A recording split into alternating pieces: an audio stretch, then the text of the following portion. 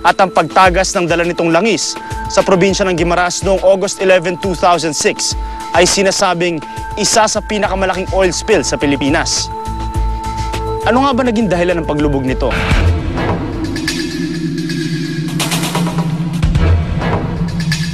August 11, 2006, nang lumubog ang oil tanker na MT Solar 1 dahil sa masamang panahon sa isla ng Guimaras. Lulan ng oil tanker ang mahigit 2 milyong litro ng langis. Ilang sandali lang, nangyari ang kinatatakutan. Tumagas mula sa lumubog na barko ang halos 500,000 litro ng langis. Ang affected area was more than 1,000 hectares. So napakalawak talaga. At ang problema doon, yung oil spill kasi dahil makapal or bunker oil yung tumagas, kino-cover niya yung mangrove areas at saka yung coral reef areas. So ito yung mga very sensitive ecosystems natin.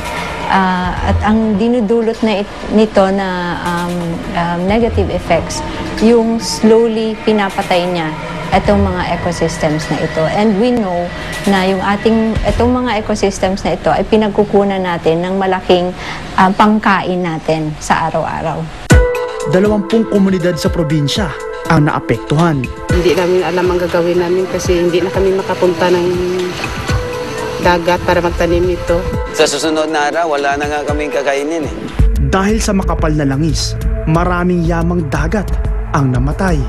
Matagal na panahon ring nawala ng kabuhayan ang maraming nakatira dito. Dekada yung bibilangin mo dito sa kung natural process lang, yung hahayaan mo lang yung natural processes to take over.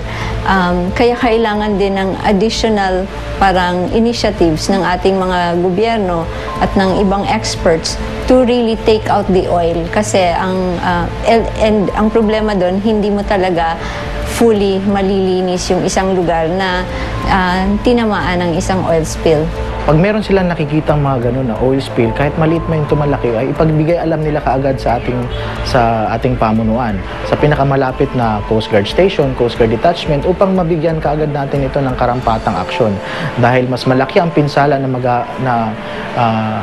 matatamo ng isang coastal area kung ang oil spill na ito ay dumapo doon sa kanilang coastline.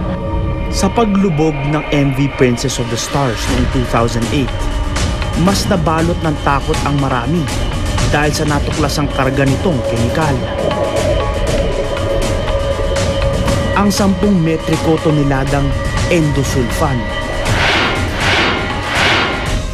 Ang endosulfan ay ginagamit upang maiwasan ang pagkakaroon ng mga insekto sa mga pagkain at iba pang uri ng produkto. Ito ay karaniwang ginagamit din sa mga pineapple plantations. Ayon sa Department of Health, ang endosulfan ay delikado sa tao at nakamamatay kapag hindi tama ang paggamit nito. Maaari rin umano itong makaapekto sa central nervous system na posibleng maging sanhi ng pananakit ng ulo, pagkahilo, pangangatog at cardiovascular symptoms. Itong endosulfan ay actually pinapaban na natin globally dahil sa tinatawag natin siyang persistent organic pollutant.